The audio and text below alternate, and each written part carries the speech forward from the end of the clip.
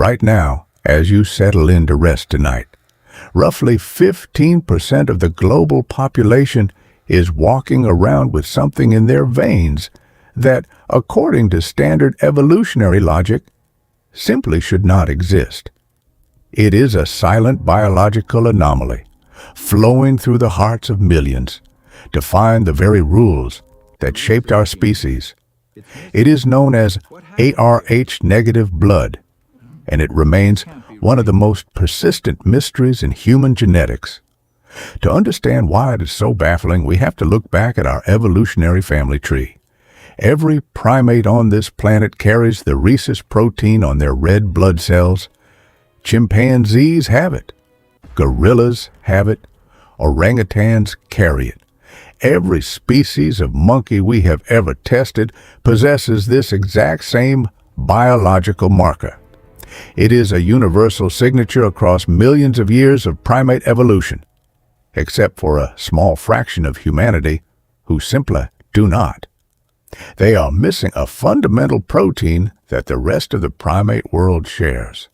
And for over 80 long years, science has struggled to fully explain why. This is not a minor cosmetic trait like eye color, for instance.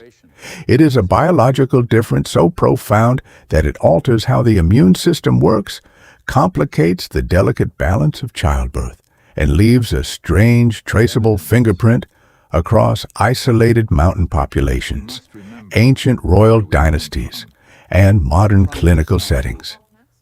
Tonight, as the world quiets down, we are going to trace that fingerprint. We will journey through remote European valleys, the carefully guarded bloodlines of the old world, and the quiet laboratories where this anomaly was first discovered. Close your eyes, breathe slowly, and let us explore the silent mystery flowing through human veins. To trace the origins of this silent mystery flowing through human veins, we must step back from the rushing currents of the modern world and enter the quiet, methodical shadows of the early 20th century. Imagine a space where time moves not with the frantic glow of digital screens, but with the steady, mechanical ticking of a brass wall clock and the slow, deliberate scratch of a fountain pen against thick parchment paper. The year is 1937.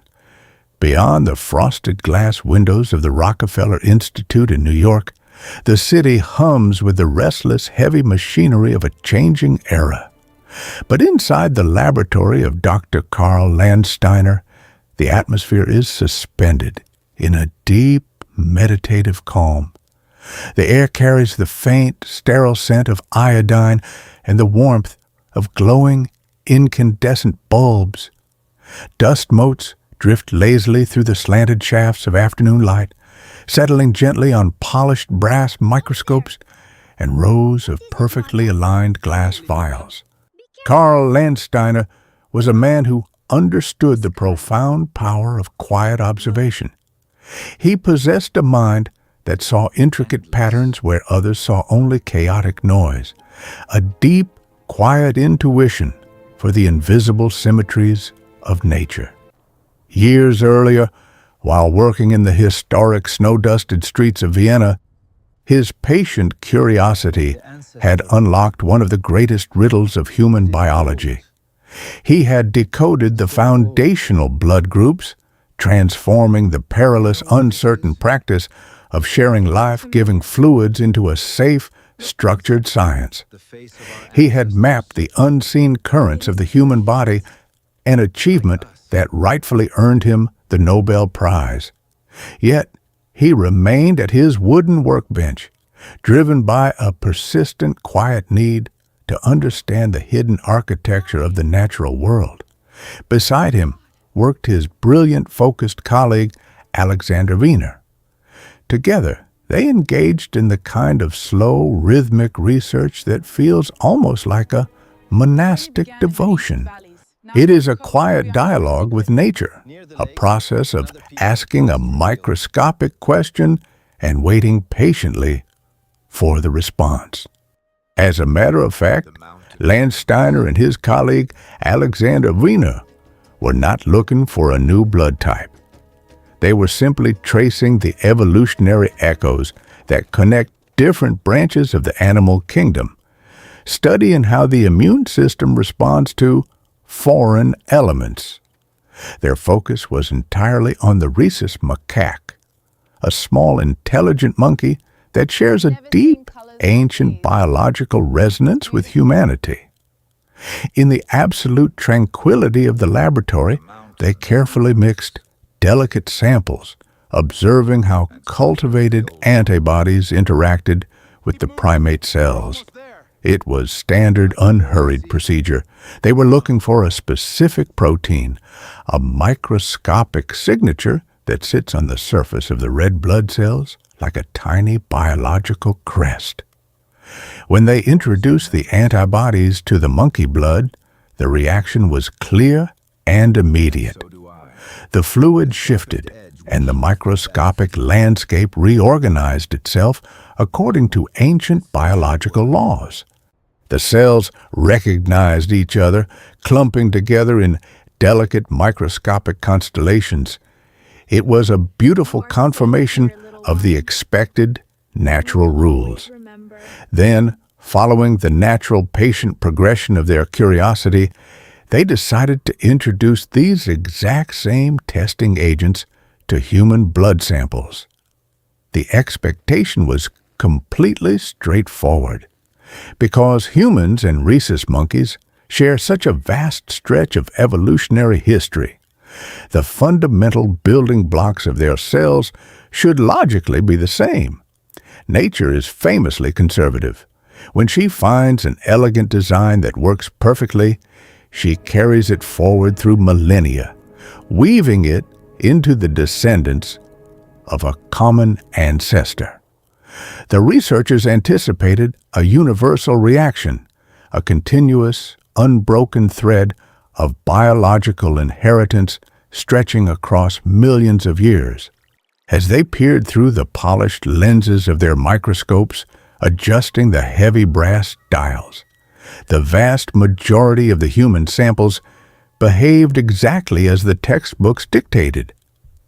In roughly 85% of the cases, the human cells reacted perfectly to the antibodies. The biological crest was undeniably there.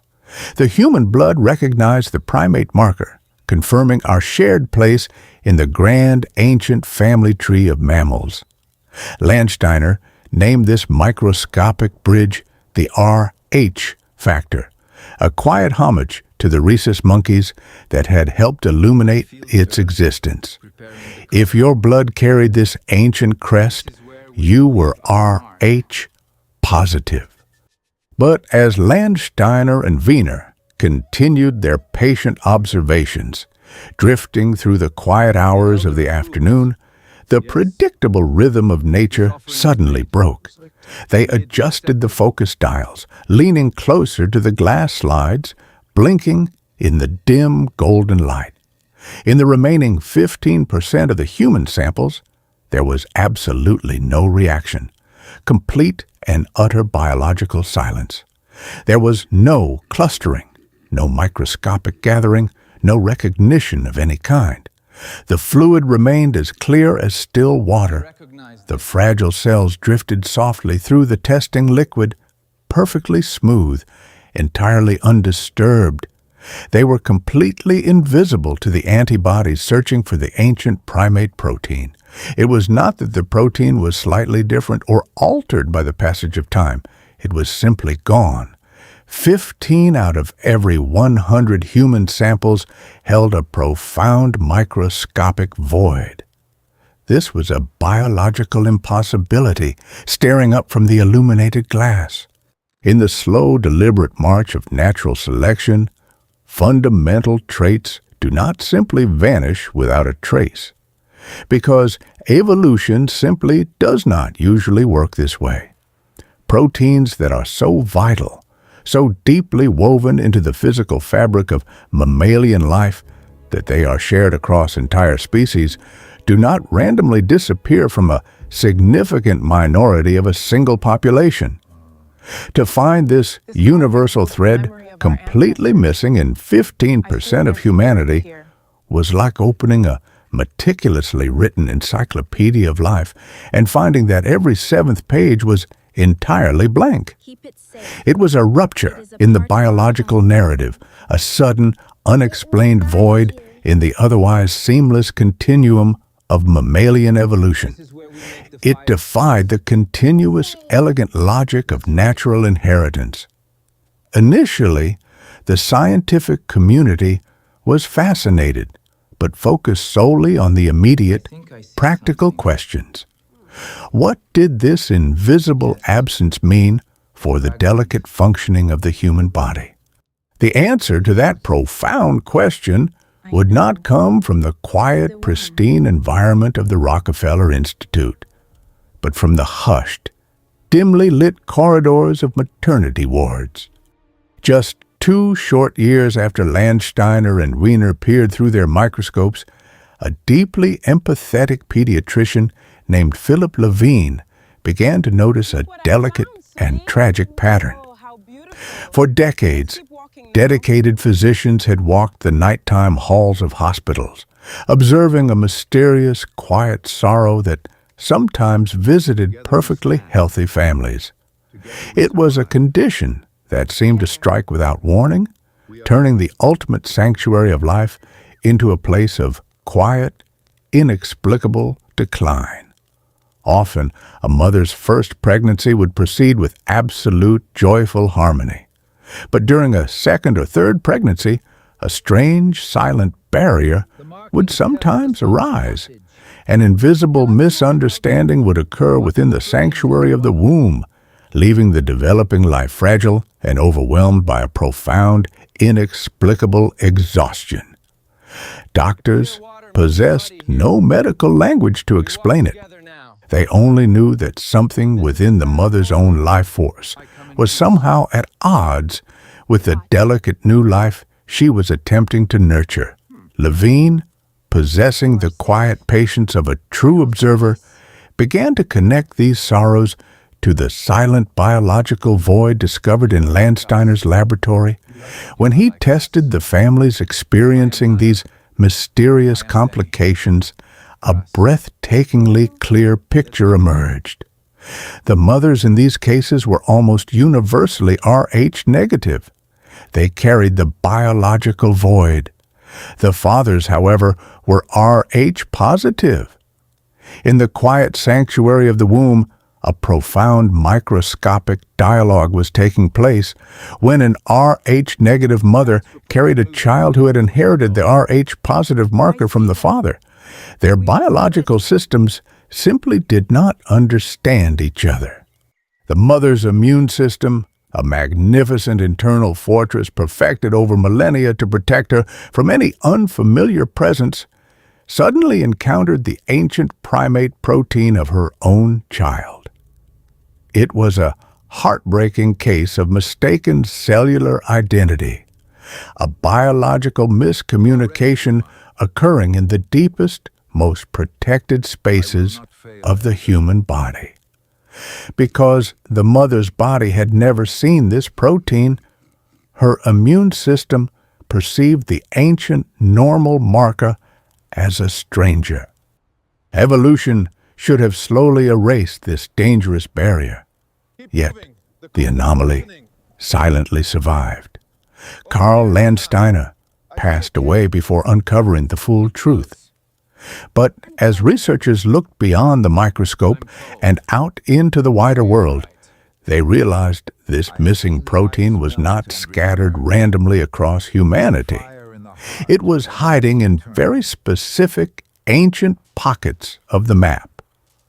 When you step away from the quiet confines of the laboratory and allow your mind to drift across the vast, ancient map of human history, a completely new layer of the mystery begins to reveal itself. The absence of this microscopic primate protein was not scattered randomly across the globe like leaves caught in a chaotic wind. Instead, it followed a pattern. It traced a very specific, deeply quiet geographic silhouette across the continents. If you were to imagine this genetic anomaly as a soft, luminous glow illuminating a darkened map of the world, you would not see a uniform spread of light. You would see deep oceans of darkness, vast stretches of the earth where the anomaly simply does not exist, punctuated by brilliant, isolated clusters of ancient light. To truly understand the story written in this rare blood, we must travel to the epicenter of that light, to a place where the rushing noise of the modern world fades entirely into the silent mists of deep prehistory. Picture a magnificent, rugged chain of mountains standing as a formidable barrier between the landscapes of what we now know as Spain and France, the Pyrenees. Here, the air is perpetually cool, heavy with the calming scent of wet pine needles and ancient weathered stone. Low, heavy clouds drift slowly through deep emerald valleys, wrapping the jagged peaks in a soft, gray embrace. For thousands of years, these towering mountains have stood as a silent, immovable fortress.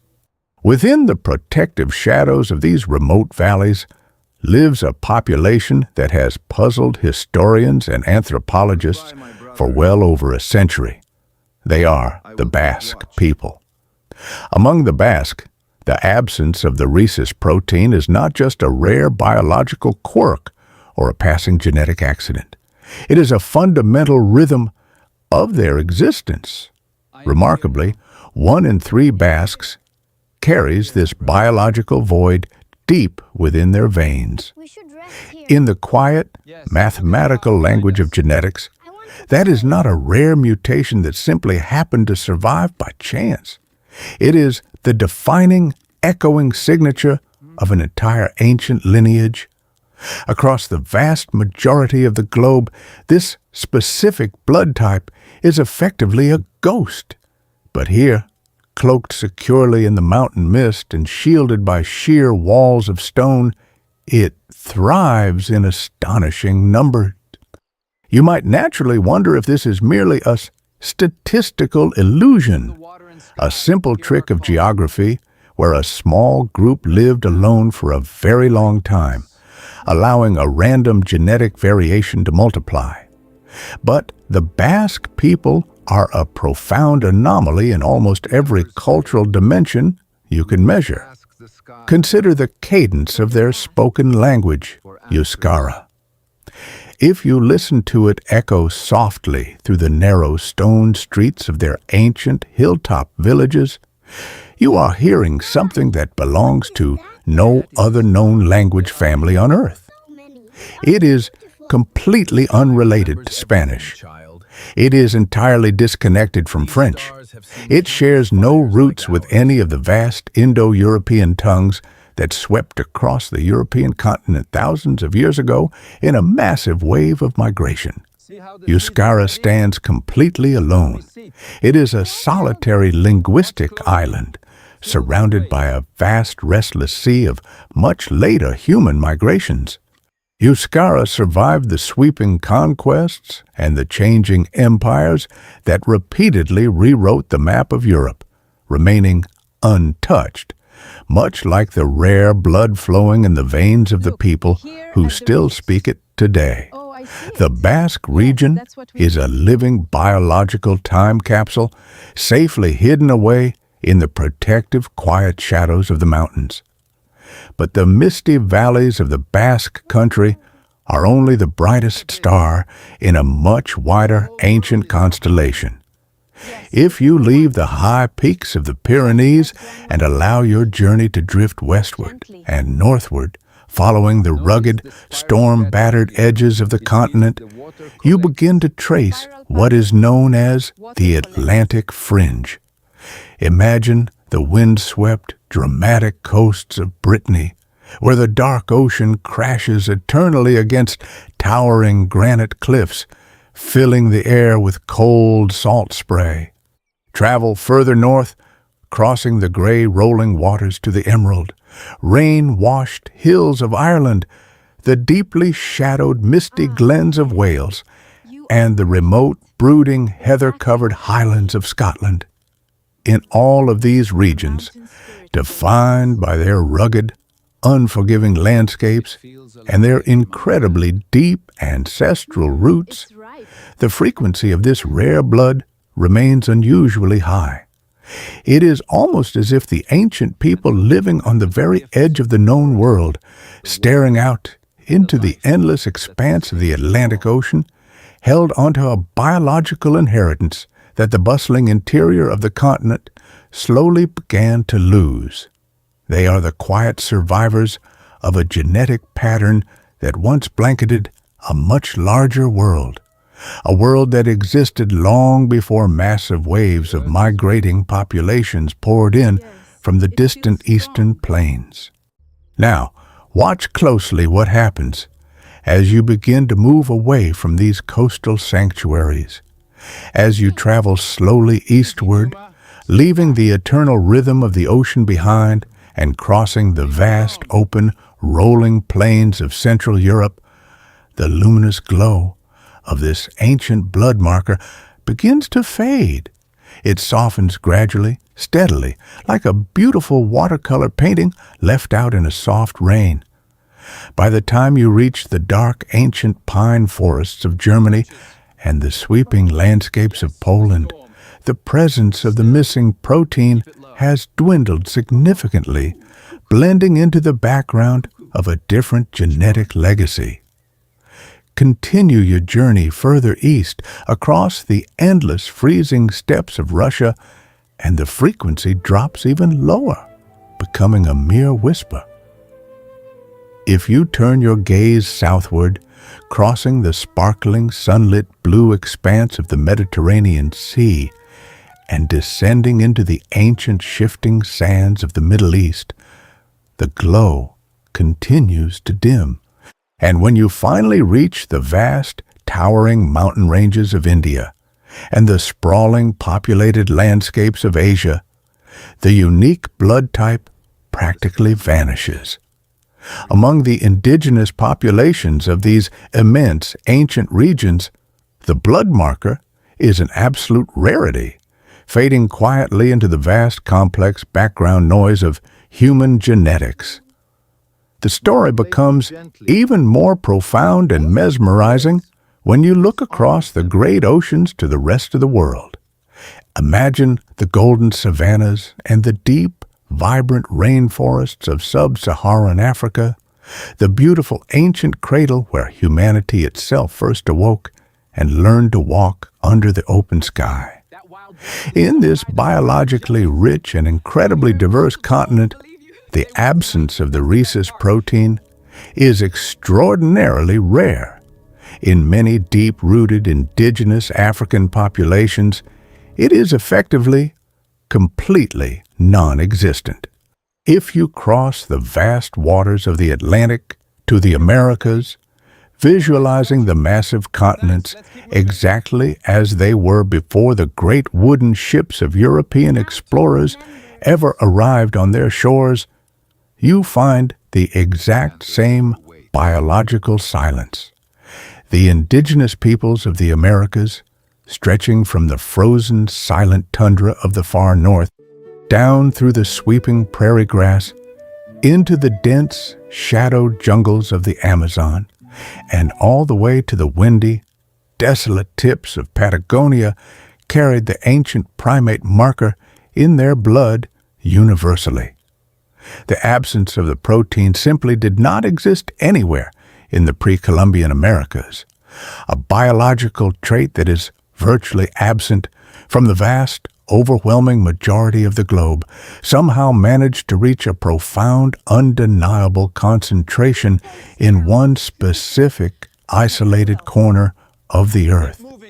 How do we even begin to explain this beautiful geographic enigma as we lie resting in the dark? The traditional quiet narrative of science points to human migration and the gradual, slow mixing of populations over thousands of years. It suggests this unique blood type is merely a random mutation that happened to arise in an ancient European population long ago. As new sweeping waves of humanity moved westward over the centuries, carrying entirely different genetic markers, they slowly diluted the older populations, gradually lowering the frequency of the rare marker across most of the continent. But the people living on the far western edges, protected by the unforgiving ocean and the towering mountains, were sheltered from the full force of these historical migrations. In the deeply quiet corners of the Atlas Mountains in North Africa, another fascinating clue emerges. Here, among the indigenous Berber populations, who also speak an ancient language that defies simple categorization, researchers found a similarly elevated presence of this rare blood. Like the Basque people, the Berbers live in a rugged, vertical world. Mountains protect. They isolate. They create immense physical barriers that the sweeping tides of human migration naturally flow around, rather than crashing directly through. When massive empires rise and fall, when restless, expanding populations seek new fertile lands, they instinctively follow the paths of least resistance. They settle the accessible river valleys and the wide open plains. The mountain people simply remain where they are. Generation after generation, they sit quietly above the historical fray, perfectly preserving the older, deeper patterns of human existence in the thin, cool air. The towering mountains are the great, silent keepers of our biological memory. The geographic map of this rare blood is not simply a record of where it exists today. It is a profound, beautiful map of where it managed to survive. The scattered populations carrying it in abundance are living, breathing monuments to an older world. They are a window into a Europe that vanished long before the first words of history were ever written down. While these remote mountains protected an ancient lineage through natural isolation, another group of humans was about to attempt to preserve their bloodlines through a much more deliberate and ultimately fragile architecture. While these remote mountains protected an ancient lineage through natural isolation, another group of humans was about to attempt to preserve their bloodlines through a much more deliberate and ultimately fragile architecture. We leave the misty, wind-swept valleys of the Pyrenees now, and we step softly into the vast, echoing corridors of the grandest palaces of Europe. Imagine the heavy velvet curtains drawn against the chill of the night, the soft flicker of candlelight reflecting off gilded mirrors, and the quiet, muffled footsteps of courtiers moving through endless marble halls. Here, isolated behind towering iron gates and incredibly complex political alliances, the crowned heads of the continent constructed their own artificial valleys. They were consumed by a profound obsession with something they called purity. They truly believed that something fundamentally different flowed through their veins, a divine essence that separated them entirely from the common world outside their walls. The term blue blood did not emerge from nowhere. In the sunlit courts of ancient Spain, the nobility proudly displayed their highly protected skin, where delicate veins appeared as faint azure rivers. It was a visual symbol of a lineage they claimed was untouched, a biological inheritance they guarded with meticulous, almost religious care. They commissioned sprawling, magnificent portraits and hired historians to trace their roots back to legendary figures, desperately seeking to prove that their blood was simply not like the blood of the people they governed. The velvet ropes, The intricate protocols and the marble columns were all designed to keep the world at bay, preserving an illusion of absolute, unbroken perfection. But what they did not understand, as they carefully drafted their marriage treaties and drew their magnificent, sprawling family trees, was the quiet, mathematical reality of genetics. When a population intentionally builds a towering wall around itself, marrying only within a very small, exclusive circle century after century, the natural flow of biological diversity simply stops. The family tree ceases to branch outward into the vast, healthy forest of humanity, and instead begins to loop back upon itself over and over, resembling a beautifully woven but tightly constrained decorative wreath. Within these gilded cages, random genetic traits that are normally scattered harmlessly across very large populations suddenly become concentrated. When modern researchers finally began to look back and systematically analyze the biological records of these royal houses, they discovered a quiet, lingering echo. The absence of the rhesus protein, the very same rare marker found hidden in the distant Basque Mountains, appeared with a statistically unusual frequency among the European nobility.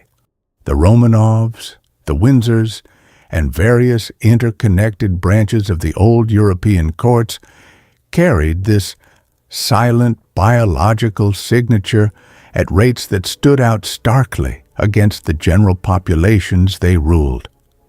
It was as if the palaces had become completely separate evolutionary islands, governed not by the sweeping, chaotic tides of nature, but by the strict, unyielding ink of royal decrees. It is essential, in the quiet logic of the night, to recognize that this correlation does not imply causation. The presence of this rare blood type did not make these individuals royal, nor did it grant them any inherent mystical right to sit upon thrones of gold. Instead, it was simply the mathematical echo of their extreme isolation. If just one or two ancient monarchs happened to carry this invisible genetic marker, and their descendants spent the next several centuries marrying only their own cousins, the frequency of that marker would inevitably rise. It was a completely unintentional biological concentration. But this obsessive pursuit of bloodline purity carried a profound and melancholy cost.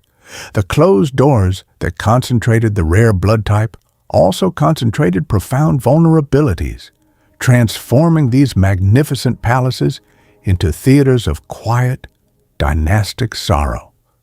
They were, without realizing it, conducting multi-generational experiments in the dangers of genetic isolation.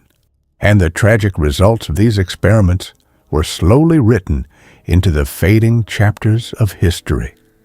Consider the melancholic story of the Spanish Habsburgs, a family that ruled over a vast global empire, yet found themselves trapped in a shrinking genetic room.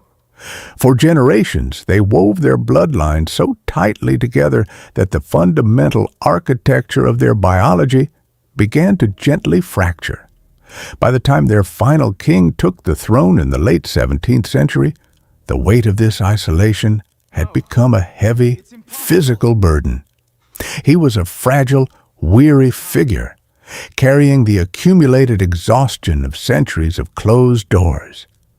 His constitution was remarkably delicate, a quiet manifestation of a lineage that had simply forgotten how to breathe the fresh air of the outside world. When his reign finally came to a peaceful, sorrowful end, he left no heirs to continue the line. The majestic Habsburg dynasty, with all its wealth and power, did not fall to a conquering army. It simply faded away quietly dissolving under the crushing, invisible, mathematical weight of its own genetic solitude. The pursuit of perfection had ironically engineered their absolute fragility. A similar poignant shadow fell across the royal houses of Europe, tracing back to Queen Victoria. She unknowingly carried a delicate, hidden vulnerability within her genetic code, a rarity affecting the way life-sustaining fluids behaved within the body. As she arranged marriages for her children, sending them across the continent to secure alliances, she also sent this silent biological shadow. Through no fault of her own, the delicate trait wove its way through interconnected royal families, arriving eventually in the freezing opulent palaces of the Russian Empire. There, the young heir to the Romanov dynasty inherited this quiet fragility. His parents, desperate to protect their fragile child, sought solace from mystics, slowly withdrawing from the realities of their shifting empire. The delicate constitution of the boy became a symbol of a dynasty out of touch with the changing tides of the world. And when the old order finally collapsed into the mists of history, sweeping the family away with it, it was a profound reminder of how a microscopic vulnerability, amplified by isolation, could alter the course of an entire empire. In the dimly lit nurseries of these grand palaces, a quiet, persistent sorrow often lingered. The historical records of the nobility are filled with the briefly glowing lives of royal children. While they lived in absolute luxury, protected by guards and surrounded by the finest care the age could offer, their lineages were remarkably fragile. Infants who simply faded away in their early years appeared with a frequency that seems disproportionate to their privileged surroundings. How much of this early sorrow was due to the complex, silent misunderstandings of pregnancy that we now know are associated with rare blood types? How much was the simple, tragic consequence of a deeply exhausted gene pool? The records from those centuries are too faded and incomplete to give us definitive answers. Yet, there remains a profound poetic irony drifting through these empty palace halls. These families dedicated their entire existence to the preservation of their royal essence. They believed they were keeping a sacred flame alive, guarding it from the wind. Instead, they were slowly suffocating it in a beautifully decorated, completely sealed room. Long after the heavy velvet curtains have closed on the era of absolute monarchs, the romantic mystique of the blue blood still gently lingers in our modern imagination. Even today, you might hear soft whispers about certain families possessing an inherent quality, an unbroken lineage granting them some invisible superiority. And when those families happen to carry the rare blood marker we have been following tonight, it naturally feeds into dreamy speculations about what this blood truly means. But the quiet, enduring lesson left behind by the royal dynasties is the exact opposite of what those myths suggest. The crumbling family trees of Europe do not tell a story of biological supremacy. They offer a gentle, cautionary tale about the absolute necessity of connection. They prove that humanity is not designed to be locked away in gilded cages. The true resilience of our species has never been found in the obsessive preservation of purity, but in the vast, continuous mixing of the human family. The truth of evolution is that diversity is strength. The royal obsession with lineage offered a modern glimpse into isolated genetics.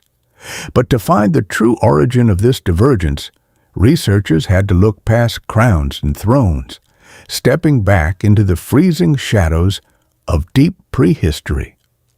To find the true origin of this divergence, researchers had to look past crowns and thrones, stepping back into the freezing shadows of deep prehistory.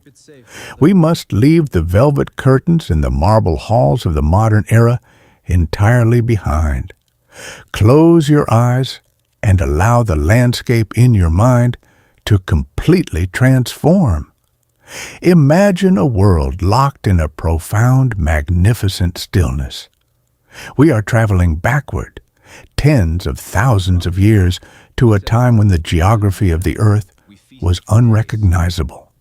The massive, sprawling ice sheets of the last glacial maximum have crept down from the Arctic, casting a deep, freezing shadow over the northern hemisphere. The air is incredibly thin, sharp, and intensely cold. The wind howls endlessly across vast, treeless tundras, carrying the scent of frost and deep earth. This is Europe, but not a Europe of cities or roads.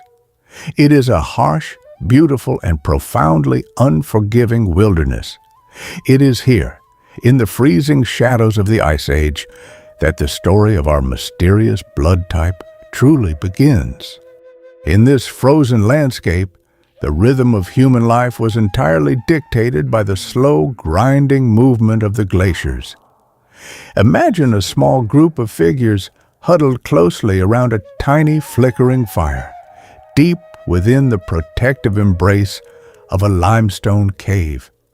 The glow of the flames dances across the rough rock walls, casting long, shifting shadows. Outside the cave mouth, the snow continues to fall, burying the ancient world under a heavy, silent blanket of white. These are not the weary monarchs of later centuries. These are the Cro-Magnons, the very first anatomically modern humans to walk across the European continent. They are an incredibly resilient people, carrying with them the early sparks of human ingenuity. They brought advanced tools chipped from flint, the knowledge of warm clothing stitched from heavy animal hides, and the profound capacity for art and music, evidenced by the beautiful, haunting paintings left on the cave walls. They had migrated a vast distance, traveling out of Africa and the Middle East, slowly pushing their way into a freezing alien landscape. When these early wanderers finally arrived in the frozen valleys of Europe, they discovered a startling reality. They were not alone in the icy expanse. The continent was already occupied. Deep in the shadows of the ancient snow-covered forests lived the Neanderthals. These robust, powerful beings had called this freezing landscape home for hundreds of thousands of years. They were perfectly adapted to the cold, possessing strong, broad frames and deep chests capable of drawing in the thin, icy air. They possessed their own quiet intelligence, their own methods of survival, and a deep understanding of the frozen world they inhabited. The arrival of the Cro-Magnons marked a profound moment in human history. Two entirely distinct branches of the human family tree, separated by vast stretches of time and geography, were suddenly standing face to face in the cold, misty valleys of Ice Age Europe. For many thousands of years, these two species coexisted in the frozen shadows. We can imagine the quiet, cautious encounters along the edges of ancient riverbeds, the slow building of trust, the sharing of warmth, the mingling of two deeply different lives. And we know with absolute certainty that they did more than simply share the landscape. They came together. The archaeological record reveals their settlements resting quietly side by side, and modern genetic analysis has uncovered a profound, undeniable truth. The DNA of the Neanderthals still echoes softly within the biology of modern populations. It is a quiet inheritance, a trace memory of those ancient freezing nights when two species found warmth in each other. And it is here, in this profound mingling of lineages, that some researchers believe the first sparks of our genetic mystery may have ignited. Could the absence of the rhesus protein be a microscopic whisper from the Neanderthals? A lingering trait passed down through thousands of generations, surviving the eventual fading of their species? Or perhaps it was a sudden, necessary adaptation, a unique biological shift that emerged specifically to help the Cro-Magnons survive the extreme pressures of the glacial environment. Because Europe during the last glacial maximum was a harsh place, every single day was a quiet, profound struggle against the elements. Food was scarce, the cold was absolute, and the environment was profoundly indifferent to human survival. In small, incredibly isolated populations, huddled together in mountain valleys or deep caves, the normal, slow rules of evolution are dramatically accelerated. Small population plus strong selection equals rapid genetic change. A biological quirk that might simply vanish in a massive, sprawling population can easily take root and flourish in a small, isolated group. If a genetic shift occurred and the individuals carrying it managed to survive the freezing winters and pass it on, that quiet mutation could suddenly become a defining characteristic of the entire tribe. Imagine the slow passage of time. Century after century, the snow falls and the glaciers grind against the stone. These isolated groups, cut off from the rest of the world by towering walls of ice and vast, impassable rivers, slowly forge their own unique biological identity. The environmental pressures were enormous, shaping their bodies and their genetics in ways we are only beginning to understand. The fact that the absence of the rhesus protein reaches its absolute peak among the Basque people who reside in the deeply isolated valleys of the Pyrenees offers a mesmerizing clue. It is as if those mountains served as a massive natural fortress, protecting not only an ancient language, but a biological echo of the very first Europeans. The Basque region and the remote Atlantic coastal areas where the rare blood type remains prominent may simply be the quietest corners of the continent, the places where the genetic memories of the Ice Age survived the longest. When the glaciers finally began to retreat, pulling back their heavy icy blankets and revealing the earth once more, the world began to warm.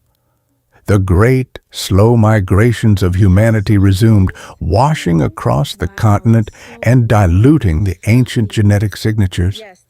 But in the deep valleys and the high mountains, the shadow of the Ice Age remained, written quietly into the blood of the people who stayed behind. This is the slow, majestic narrative that science offers us as we rest in the dark. A story of frozen valleys, isolated tribes, and the incredible quiet resilience of the human spirit. It is a story of survival, of small genetic shifts echoing across millennia. Yet, the story of this unique blood type still holds a lingering sense of mystery. Why did this specific genetic shift survive at such high frequencies, despite the profound complexities it would eventually cause for mothers and children? Was it truly just an accidental byproduct of isolation, a random drift in a small frozen population, or did it offer some hidden, profound advantage in the harsh environment of the Pleistocene? A subtle protection against a forgotten disease or an unrecognized resilience to the cold? We may never know the exact microscopic origin of the very first individual to carry this unique biological marker. The precise moment of its creation is buried forever beneath layers of stone and the relentless passage of time. Science looks to the frozen earth for answers, but the human imagination has always sought grander origins, looking beyond the ice and sometimes beyond the stars. Science looks to the frozen earth for answers, but the human imagination has always sought grander origins, looking beyond the ice and sometimes beyond the stars. When we encounter a mystery embedded deep within our own bodies, a silence in our genetic code that we cannot easily explain, our minds naturally reach for poetry. We are, above all things, a storytelling species. We weave magnificent tapestries of meaning to drape over the unknown, softening the harsh edges of reality. And the absence of the rhesus protein, this quiet biological anomaly that clusters in isolated mountain valleys and ancient coastal fringes, has become one of the most beautiful blank canvases for the human imagination. Over the decades, a rich, dreaming folklore has grown around this rare blood. These are not merely theories to be starkly debated or clinically dismissed. They are profound anthropological testaments, revealing our deep, enduring desire to find a sense of cosmic purpose, to believe that our physical forms hold the echoes of an extraordinary past. Let us wander gently through these modern mythologies, not to judge them, but to appreciate the beautiful yearning they represent. One of the most enduring and poetic narratives surrounding this rare blood type whispers of a lost world slipping beneath the waves. It is the legend of Atlantis, the magnificent advanced civilization first described by the ancient philosophers, said to have vanished in a single catastrophic night of rising waters. In the realm of quiet imagination, historians of the heart wonder what might have happened to the survivors of such a beautiful doomed place. If a wise and ancient people fled their sinking home, where would the ocean currents carry them as they sought a new beginning? The myth suggests they would wash ashore on the very edges of the known world, seeking refuge in the high peaks of the Pyrenees, or along the misty emerald coasts of the Atlantic fringe. In this shimmering story, the elevated concentrations of this unique blood type among the Basque people and the Celtic regions are viewed not as a random genetic drift, but as the quiet, lingering inheritance of Atlantean refugees. The anomaly becomes a microscopic monument to a sunken golden age. It is a deeply romantic idea, transforming a simple biological marker into a secret, fluid archive of a lost civilization. We imagine these ancient wanderers arriving on unfamiliar shores, carrying with them the memories of crystalline cities and the unique signature of their blood, passing it down through countless generations in their new, quiet sanctuaries. Though the ocean has kept its secrets, and the sunken stones have never been found, the story endures, it persists, because it offers a comforting elegance. It transforms the cold mechanics of genetics into a sweeping oceanic epic, allowing those who carry the trait to feel a subtle, resonant connection to a forgotten era of wonder. When the oceans do not provide the answers we seek, the human gaze naturally turns upward, into the infinite velvety expanse of the night sky. Another profound myth surrounding this blood type looks past the ancient earth and envisions a celestial connection. This is the captivating idea of ancient visitors, travelers from distant shimmering stars who journeyed across the dark void to walk among the early inhabitants of our world. According to this beautifully vast narrative, the sudden appearance of a distinct blood type, one missing a fundamental mammalian protein, is seen as a deliberate cosmic brushstroke upon the canvas of humanity. It is imagined as a biological gift from the heavens. In this gentle mythology, the individuals carrying this trait are viewed as the distant descendants of a magnificent union between the earth and the stars. Theories about extraterrestrial intervention are often dismissed by the bright lights of modern science. But in the quiet dark, they resonate with a very deep, very human longing. We look up at the vastness of the universe and hope that we are not entirely alone, that we are intimately connected to the great cosmic dance spinning above us. The idea that a piece of the stars is flowing quietly through human veins is a breathtakingly poetic thought. It turns the human body into a living observatory, a biological map of a celestial journey. The story relies on ancient artworks depicting figures bathed in light and silent megaliths pointing toward the constellations, weaving them together with the mysteries of the blood. It is a modern fairy tale born from the same awe-inspired instinct that made our ancestors draw constellations in the empty sky. It is a profound, dreaming attempt to bridge the immense gap between the fragile human form and the eternal, spinning cosmos, finding a sense of extraordinary belonging in a single drop of blood.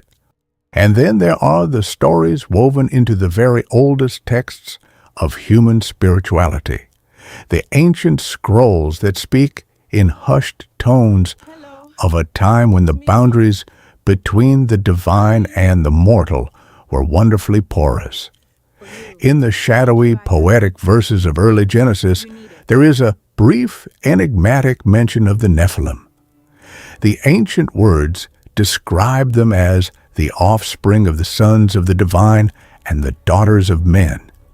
It is a beautiful, haunting image, suggesting a time when celestial beings descended to the earth, captivated by the beauty of humanity, and left behind a lineage of extraordinary children possessing qualities far beyond the normal boundaries of ordinary earthly existence.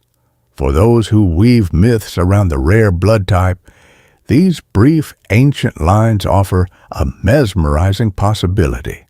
What if the missing protein is the lingering biological echo of this divine mingling? In this gentle interpretation, the royal obsession with purity, the legends of blue blood, and the isolated mountain tribes are all seen as the quiet keepers of a sacred celestial heritage. It reframes the biological anomaly as a sacred relic, a microscopic spark of the divine, carefully preserved through the long, turbulent centuries of human history. These interpretations do not require the rigorous proof of a laboratory, nor do they ask to be placed under a harsh, unforgiving microscope. They exist in a different realm, a space of spiritual curiosity and romantic wonder. They suggest that the human body is a sacred vessel, holding the faint, fading memories of a time when the heavens physically touched the earth. It is a story that cannot be objectively verified, but it speaks to a universal human desire to feel that our existence is imbued with a deeper, sacred significance. Stories that can't be proven but can't quite be silenced, they continue to drift slowly through the vast collective imagination, passing from generation to generation like a precious, carefully guarded, secret heirloom, softly illuminated by the glow of enduring faith.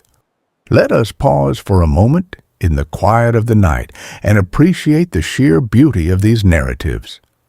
Science, with its microscopes and its rigorous maps, offers us the magnificent mechanics of the physical world. It shows us how traits drift, how populations isolate, and how mutations quietly survive the grinding ages of ice and stone. But science alone rarely satisfies the deepest yearnings of the human heart. The mind requires something softer, something that hums with a different kind of resonance, providing comfort in the shadows. By wrapping this rare blood type in the luminous myths of sunken utopias, celestial travelers, and divine lineages, we transform a simple absence of a protein into a profound presence of meaning. We take a biological quirk that can sometimes feel like a solitary burden and elevate it into an emblem of cosmic significance. It is a wonderfully human thing to look at a medical anomaly and see a miracle instead. These gentle conspiracies of the imagination do no harm in the quiet dark. They simply provide a comforting blanket of wonder, reminding us that there is still room for mystery in a thoroughly measured world. They are the lullabies we sing to ourselves to make the vast, indifferent universe feel a little closer, a little warmer, and deeply intertwined with our own fragile lives. They suggest that there might be something more to this story than mainstream science acknowledges, offering a peaceful alternative to absolute certainty. While ancient myths searched for answers in sunken cities and distant stars, the reality of carrying this blood involved a quiet, invisible struggle that was entirely of this world. While ancient myths searched for answers in sunken cities and distant stars, the reality of carrying this blood involved an invisible struggle that was entirely of this world.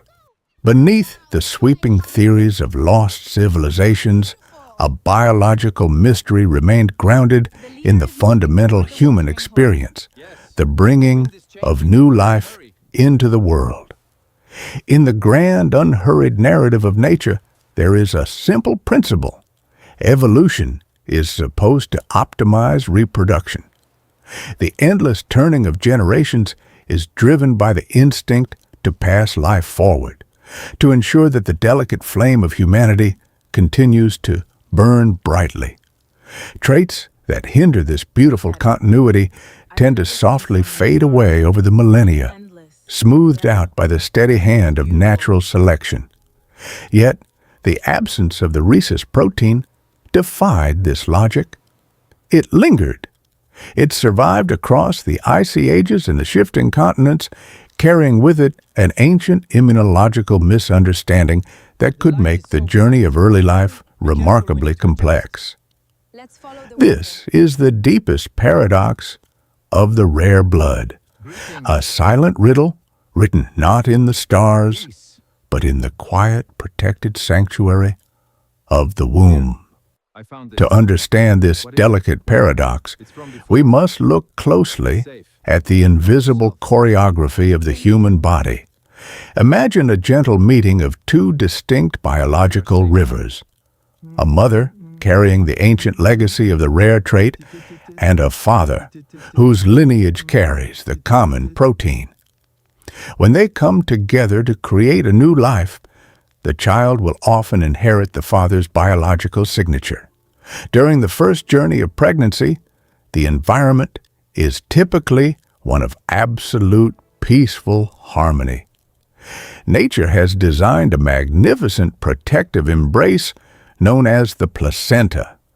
It functions as a deeply wise cellular mediator, allowing the mother to provide warmth, nourishment, and breath to the growing child, while perfectly maintaining the separation between their two distinct circulatory worlds.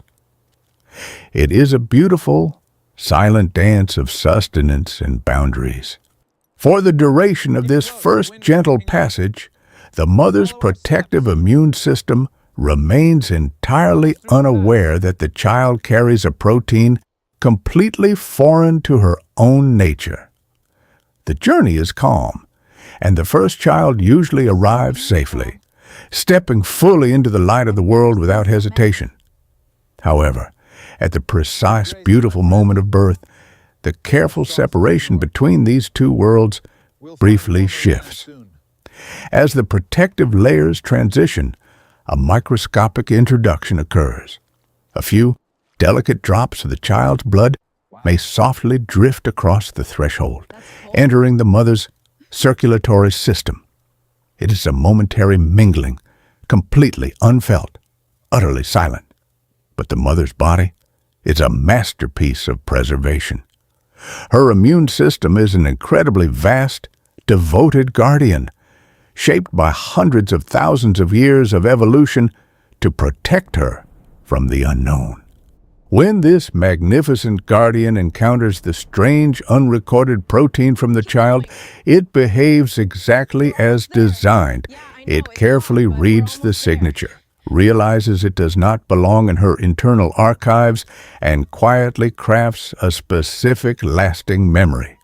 It prepares a gentle but firm defense, a cellular veil designed to surround and separate any future encounters with this unfamiliar presence.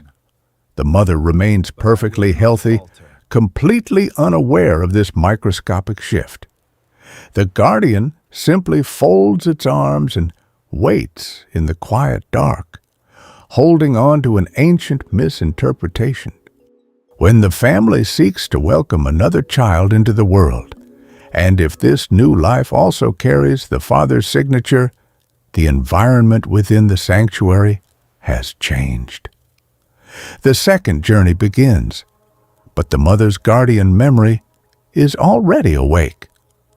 The protective veil she unknowingly created during the first birth is infinitesimally small, small enough to softly drift across the placenta and enter the delicate world of the growing child.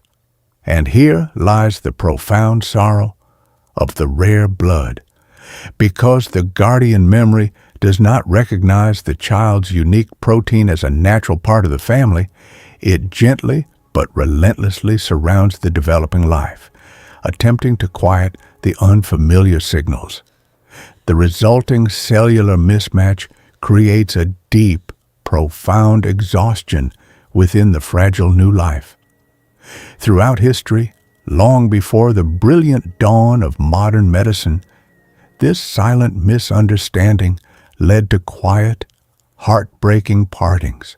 Families would experience the joy of a first child, only to face an invisible barrier in their subsequent hopes.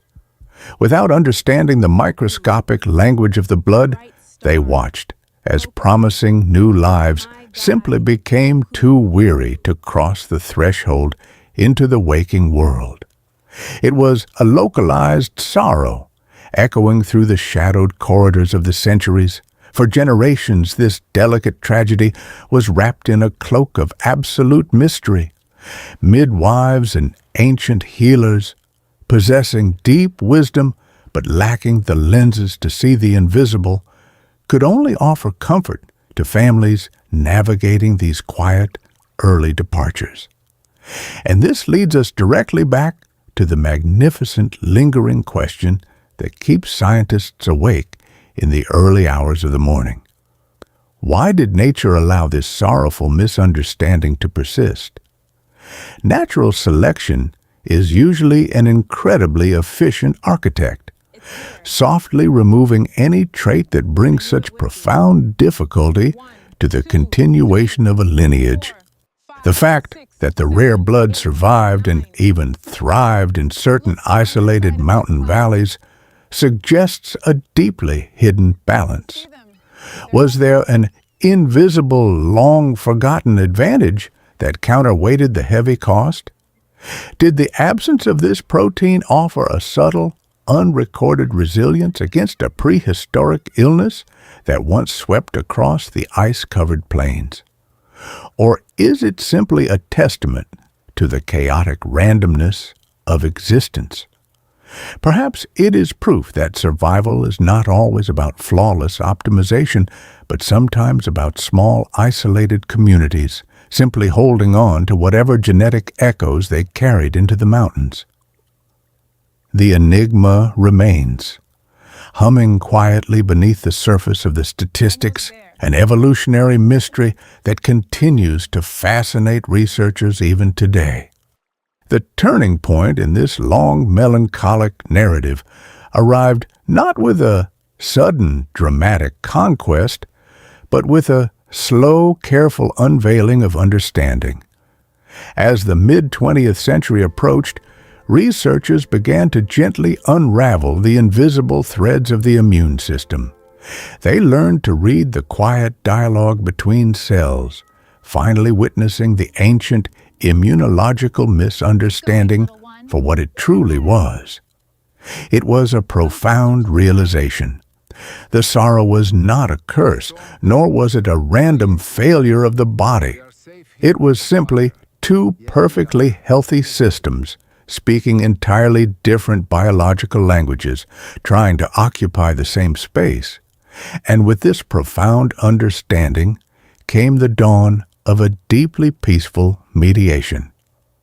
By the late 1960s, brilliant medical minds achieved what can only be described as a gentle, quiet miracle.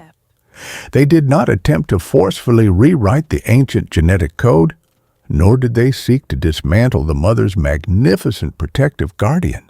Instead, they designed an elegant, brilliant whisper.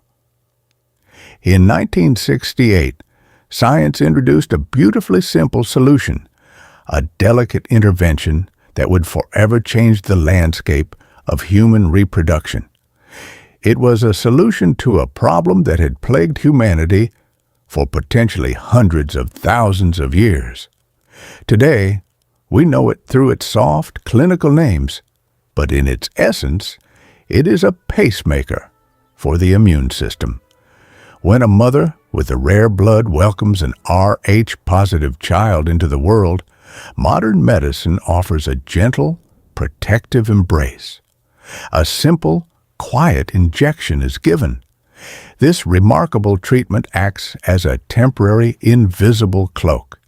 It quietly surrounds those few, wandering drops of the child's blood that enter the mother's system during the transition of birth.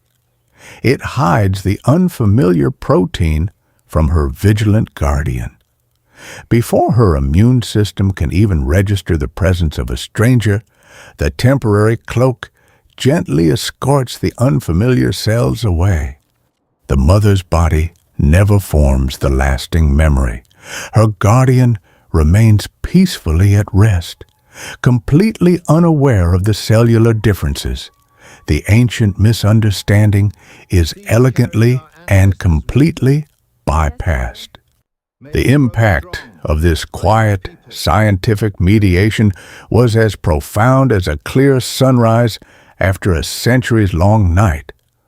Almost overnight, the deep, historical sorrow that had haunted the rare blood evaporated. Families that would have once faced an invisible, insurmountable barrier could now welcome second and third children with unclouded joy. The sanctuary of the womb was restored to its intended state of peaceful, uninterrupted harmony. It is one of the most beautiful, enduring triumphs in the quiet history of healing. Science reached into the oldest mechanisms of the human body and offered a gentle correction, allowing the diverse rivers of human biology to flow together safely once more. Today, the careful checking of blood types and the quiet administration of this protective cloak are routine, a peaceful rhythm in maternity wards across the globe. The profound weight of the ancient paradox has been lifted, leaving only the marvel of the genetic variation itself. Let us reflect on the magnitude of this peaceful victory as the night deepens. For hundreds of generations, the mothers of the ancient mountains, the noble women of the gilded palaces, and the quiet families along the rugged Atlantic fringe all carried this biological mystery within them. They lived with the shadows of a cellular dialogue they could neither hear nor understand. The survival of this rare blood is a profound reminder of the intricate, fragile balance of life itself. Yet, thanks to the patient dedication of researchers who chose to look closely at the invisible world, the narrative of this rare blood was rewritten. The heavy burden of the evolutionary paradox was gracefully removed, transformed into a completely safe aspect of modern life. With the biological crisis finally solved, the rare blood was safe to flow into the modern era. But even as the clinical danger faded, a new mythology began to rise around the people who carried it. With the historical burden of pregnancy complications safely resolved by modern medicine, the rare blood found itself quietly drifting into a new, entirely different kind of landscape. The dark, clinical shadows lifted, and in their place, a sprawling folklore began to take root in the glowing spaces of the modern world. Once people realized there was a hidden factor flowing through human veins, a microscopic protein that the vast majority possessed while a silent minority simply did not, the human imagination began to weave its magic. From there, an ordinary biological quirk slowly turned into a catalog of alleged abilities.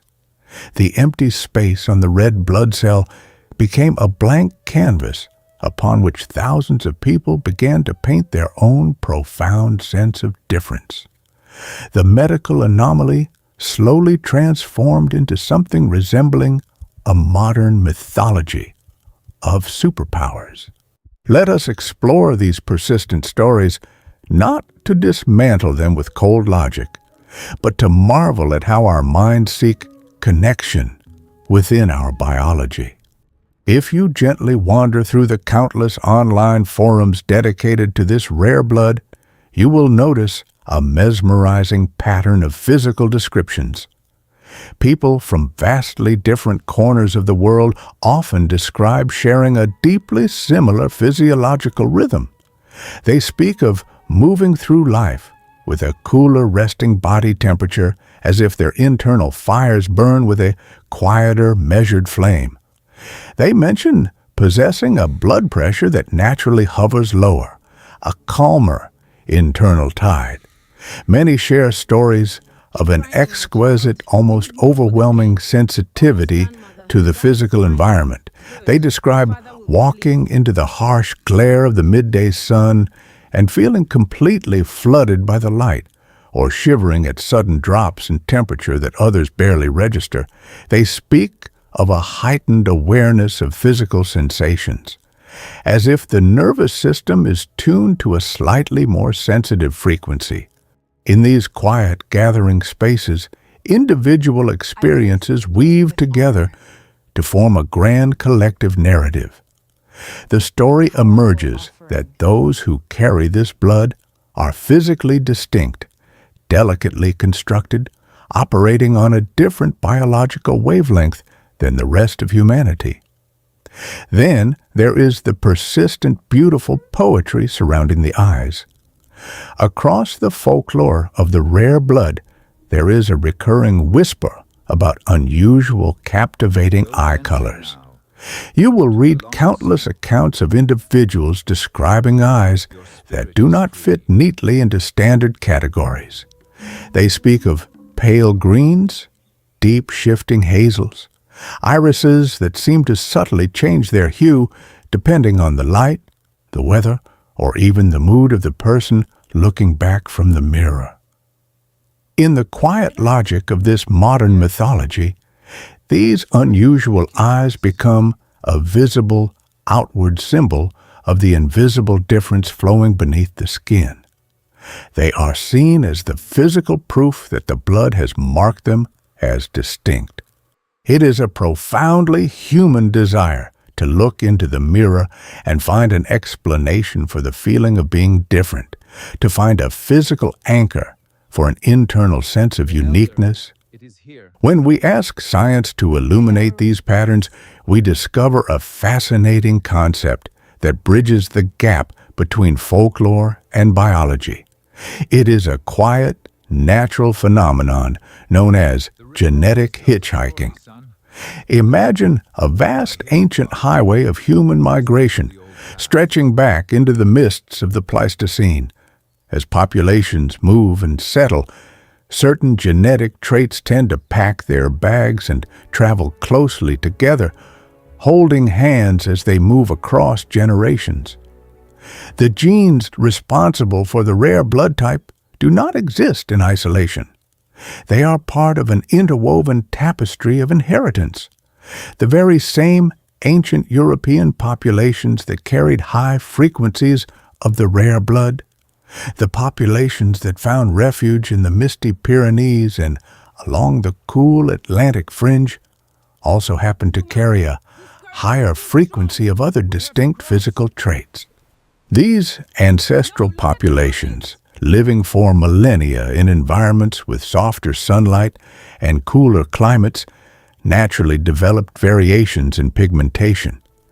The genes for fairer skin, which absorbs scarce sunlight more efficiently, and the genes for lighter, more complex eye colors, often flourished in these very same regions. So, when people with the rare blood look around and notice that many of them share pale complexions or shifting hazel eyes, they are not imagining the connection. The pattern is genuinely there. They travel together in certain populations. The blood type is not directly painting the color of their eyes or lowering their internal temperature. Instead, both the rare blood and the physical traits are quiet, beautiful echoes of the same ancient journey. They are fellow travelers from a distant past, genetic hitchhikers that arrived in the modern world holding hands. The connection is deeply real, but it is an ancestral connection, not a magical one. The physical similarities are a map of where their ancestors lived rather than a symptom of the blood itself. The mythology deepens significantly when it touches upon the realm of health and resilience. Within the quiet circles of the rare blood community, there is a persistent, comforting belief that the absence of this protein grants a subtle, almost invisible shield against certain elements of the natural world. You will hear hopeful whispers that the rare blood offers a natural resistance to specific viruses, or that it creates an internal environment less hospitable to certain ancient parasites. It is as if the very absence of the protein makes the body a more challenging landscape for illness to navigate. There is a deep instinctual comfort in this idea.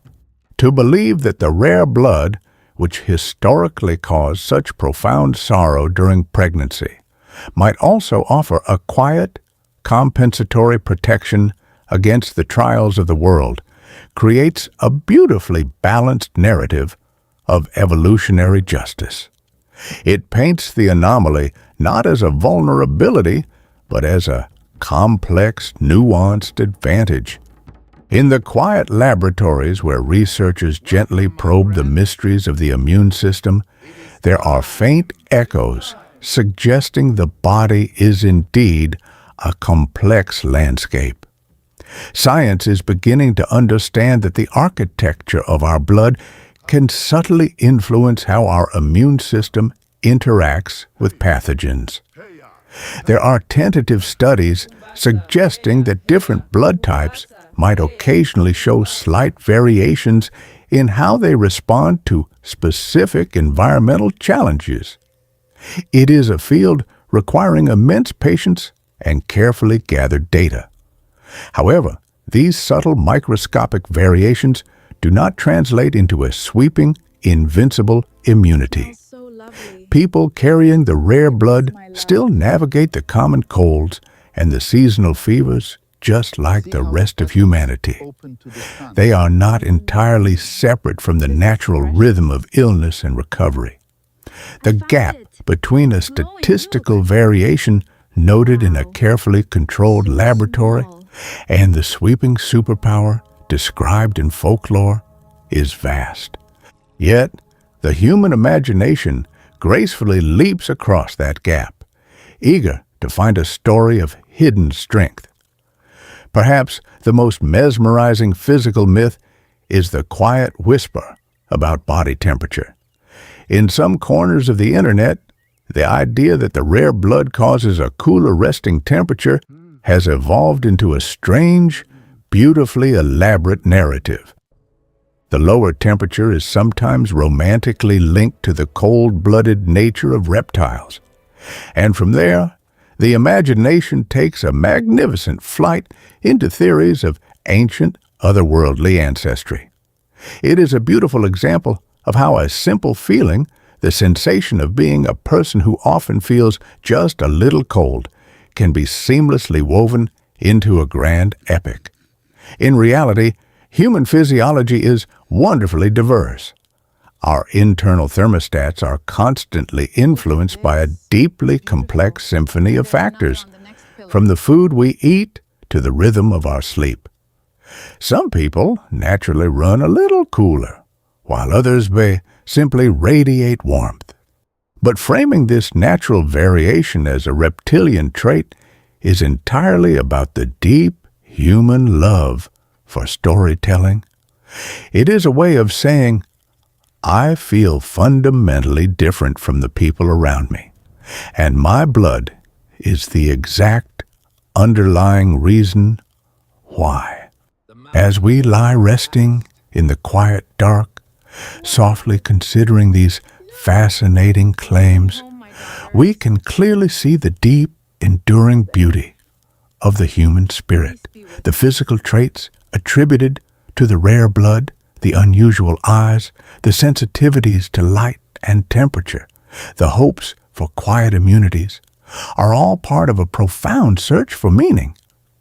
They are the beautiful, intricate ways we continuously try to make sense of our incredibly complex, often overwhelming bodies.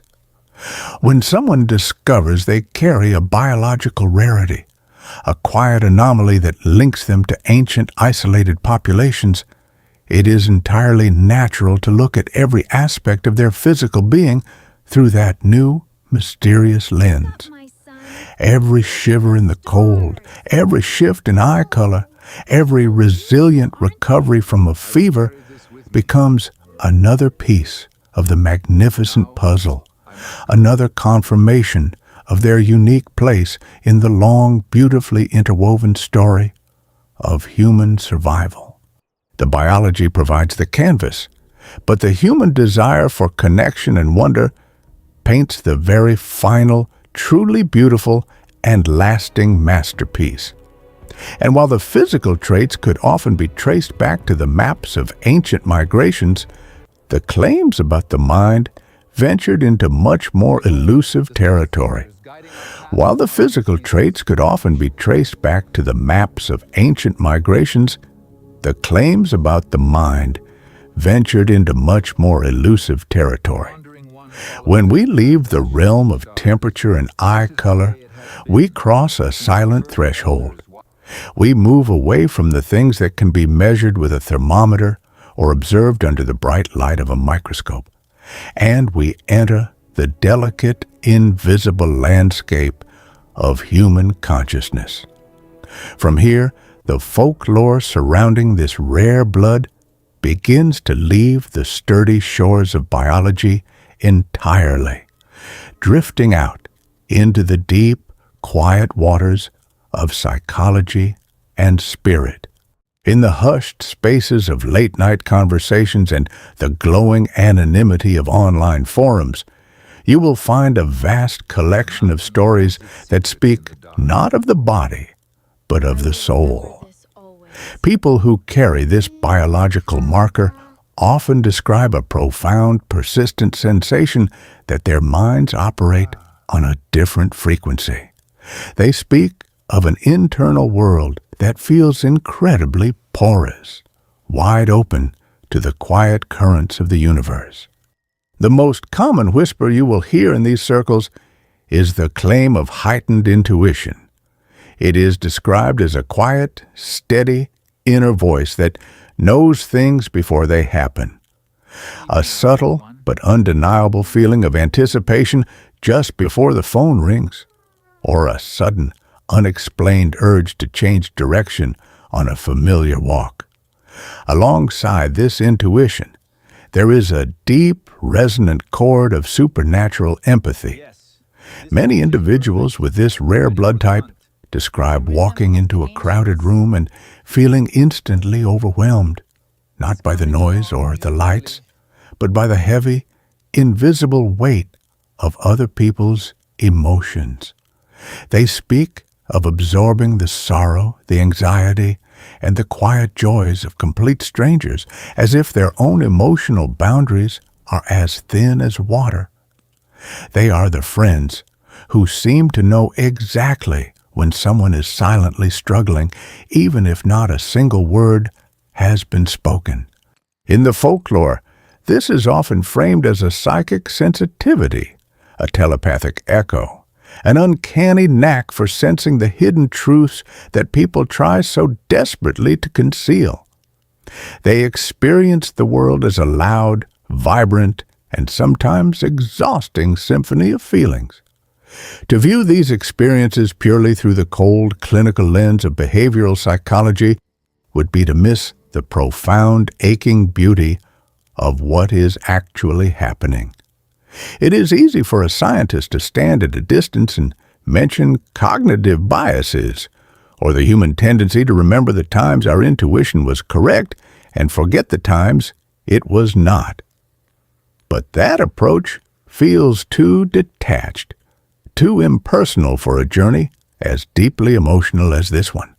We must look closer with deep empathy at the true emotional reality of the many people sharing these stories. Beneath the claims of telepathy and psychic perception lies one of the most powerful universal archetypes of the human experience, the deep, persistent feeling of being an outsider. Countless individuals who carry this rare blood describe a lifelong sense of alienation, a quiet, haunting feeling that they have been dropped onto a stage where everyone else intuitively knows the script, while they are left improvising in a language they barely understand. They feel like observers, standing on the edge of the crowd, looking in at a world that seems fundamentally strange to them. This sense of not quite belonging to your own culture, your own community, or sometimes even your own family is a heavy, invisible cloak to wear. It is a lonely experience, but imagine for a moment the profound sense of relief that washes over you when you discover that your blood, the very river of life flowing through your veins, is literally different from the vast majority of the human population. Suddenly, the lifelong feeling of alienation has a name. It has a biological anchor. The thought becomes incredibly comforting. You begin to realize that you are not simply strange. Your body is built differently, and therefore your soul experiences the world differently. Rarity invites meaning. When something about you is statistically uncommon, it is a deeply human instinct to ask why, to search for a reason that makes that rarity purposeful. If you have always felt like an alien in your own hometown, discovering that you carry a rare biological anomaly feels like finally finding the missing puzzle piece that explains your entire life. In the modern world, where the ancient bonds of small villages and close-knit extended families have often frayed, we are all searching for our people. We long for a community that understands us without requiring us to explain ourselves. The internet has become the vast, quiet forest where we light our modern campfires. And around one of these glowing fires sits the community of the rare blood. When they share their stories of overwhelming empathy, prophetic dreams, and the heavy burden of feeling different, they are not necessarily trying to prove they possess supernatural powers. They are not trying to elevate themselves above the rest of humanity. They are simply trying to forge an invisible tribe. They are reaching out into the dark, whispering their deepest vulnerabilities, and waiting to hear a gentle voice whisper back, "I feel it too." You are definitely not alone. In this light, the folklore is not a collection of delusions, but a beautiful, poetic attempt by the human mind to find belonging in a vast and often indifferent world. It is a magnificent testament to our species' deep need for connection. We take a microscopic missing protein, a tiny biological void, and we fill it with meaning, with identity, with kinship. We turn a medical classification into a shared spiritual heritage.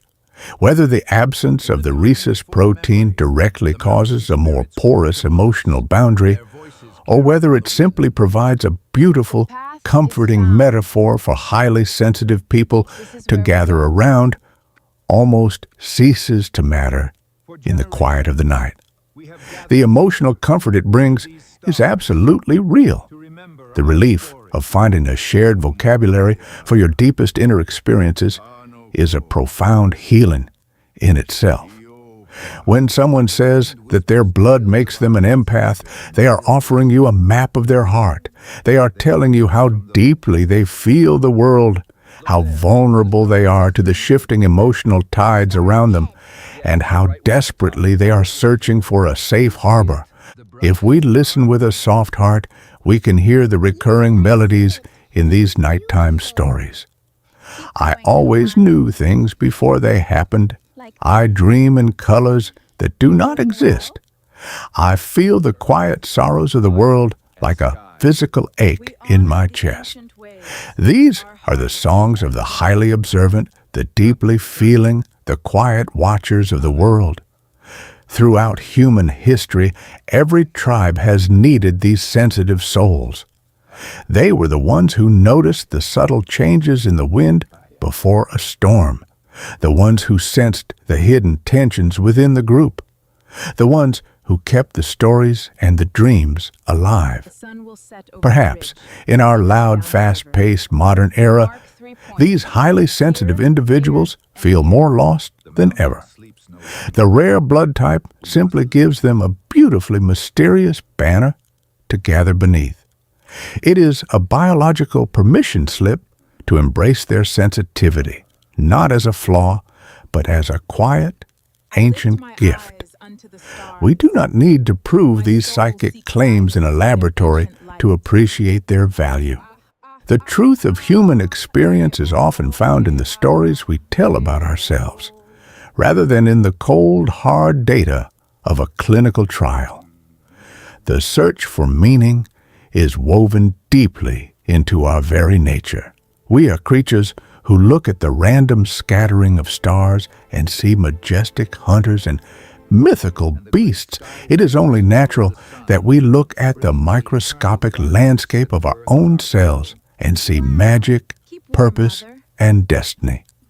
The folklore surrounding the rare blood is a masterpiece of human imagination, a testament to our enduring desire to be connected to something greater than ourselves, to feel that our individual lives are part of a vast, unseen, and profoundly beautiful design. So, as you lie in the dark, breathing slowly and letting the weight of the day slip away, think about the invisible tribes that quietly gather all around us. Think about the profound human need to be seen, to be understood, and to find a very safe place where our unique strangeness is celebrated rather than questioned.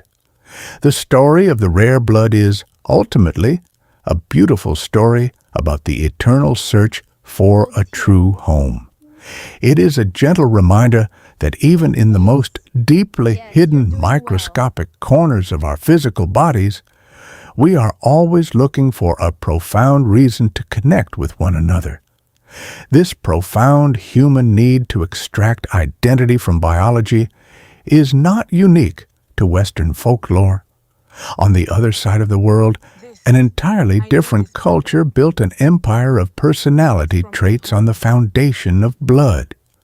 When we explore that empire of personality traits built entirely upon the foundation of blood, we see how universal this instinct truly is. Let us leave the Western forums behind and travel across the vast world. Picture a quiet office in the heart of Tokyo. Outside the tall glass windows, a soft, misty rain blurs the neon lights into gentle streaks of color.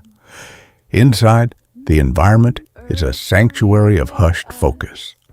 The fluorescent lights hum with a low, steady frequency. There is the rhythmic, calming click of computer keyboards and the soft murmur of polite voices collaborating. It is a perfectly ordinary afternoon until the manager, during a gentle team-building exercise, casually asks everyone to write their blood type on their small paper name tags. No one flinches. No one finds the request unusual. For many people in this softly illuminated city, that tiny biological detail, a simple A, B, O, or AB, is not merely a note buried in a medical file. It is a fully formed personality profile.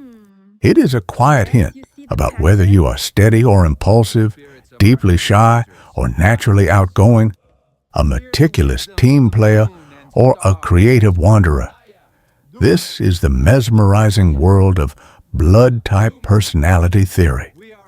According to this deeply embedded cultural system, people with type A blood are believed to be the earnest, organized, and deeply considerate caretakers of society. They are the quiet harmonizers. Those with type B are seen as the passionate, creative individualists, the ones who draw outside the established lines. Type O individuals are painted as the confident, natural leaders, possessing an easy, grounded warmth. And type AB is the mysterious, complex blend of extremes, the enigmatic thinkers. It is a full-blown typology, exactly like an ancient zodiac. But instead of being mapped onto the distant burning stars and shifting planets, it is a constellation made entirely of microscopic red cells and flowing plasma. If you were to walk out of the rain and into a brightly lit bookstore in Tokyo, you could easily find entire aisles dedicated to this concept.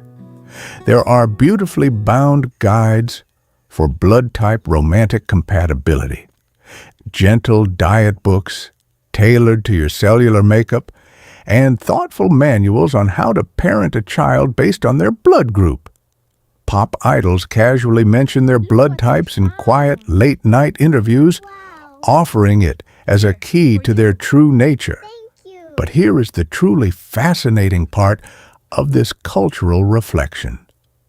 Beneath all the matchmaking books and the quiet office team building, they are talking almost entirely about the ABO system, the tiny specific surface markers on the red blood cells that were first classified at the dawn of the 20th century. The positive or the negative, the presence or the absence of the rhesus protein that causes so much wonder in the West, rarely enters the story here. To someone deeply fascinated by the mystery of Rh negative blood in Western forums, this reality can feel almost like stepping through a looking glass. In the vast, echoing chambers of Western online communities, the A, B, and O groups are often just background noise. The real mystery, the alleged ancient lineage, the psychic sensitivity, is almost entirely pinned on the minus sign. We are looking at two vastly different cultures, separated by immense oceans, staring at the exact same drops of blood and choosing completely different places to hang their most cherished myths. In the East, these biological labels weave themselves into the quiet rhythm of daily life, creating subtle social assumptions. When a project is being organized, a manager might gently balance the team, hoping the meticulous nature of a Type A will ground the creative flights of a Type B. On a quiet first date in a softly lit cafe, the revelation of a blood type might bring a knowing smile. It might bring a gentle sigh of expected friction. It is a light-hearted dance of expectations, a way of smoothing out the unpredictable edges of human interaction. Sometimes, these gentle assumptions can create quiet misunderstandings, a soft pressure to conform to the biological script you were handed at birth. A naturally quiet person might be playfully nudged to be more outgoing simply because their blood is Type O. It is not a rigid barrier, but rather a soft, invisible architecture that guides how people perceive one another in a complex, crowded world. Why do we do this? Why do we take the messy, deeply unpredictable, and beautifully complex reality of a human being and attempt to file it neatly into microscopic boxes? The answer lies in the ancient, timeless instinct of our species. For hundreds of thousands of years, our ancestors survived the harsh, freezing winters and the vast open savannas by sorting the world into recognizable patterns. We needed to quickly categorize the safe from the dangerous, the familiar from the unknown. Over the long, slow march of time, that survival instinct expanded and softened. As our societies grew from small, tightly knit bands around a fire into sprawling, anonymous cities, we still craved that sense of order. We still needed shortcuts to understand the strangers we passed on the street. We began to sort ourselves. We built grand architectures of identity. Sometimes, we used the alignment of the stars at the moment of our birth. Sometimes, we used ancient philosophies. And in the modern era, we turned our gaze inward, using the invisible components of our own bodies to tell us who we are. Psychologists have a quiet name for this incredibly gentle, universal tendency. They call it the Barnum effect. It is our natural, deeply hopeful habit of seeing ourselves reflected in broad, flattering descriptions and believing they are uniquely tailored just for us. We read that our blood type makes us fiercely loyal, but occasionally misunderstood, and a quiet sense of recognition washes over us. The description is beautifully vague enough to fit almost anyone wandering through life, yet it is just specific enough to feel profoundly personal in the moment. Blood type personality theories, whether they are focused on the gentle harmonizing of Type A in a Tokyo office, or the deep psychic intuition of the Rh-negative wanderer in a Western internet forum, plug directly into that vulnerable, hopeful part of our hearts.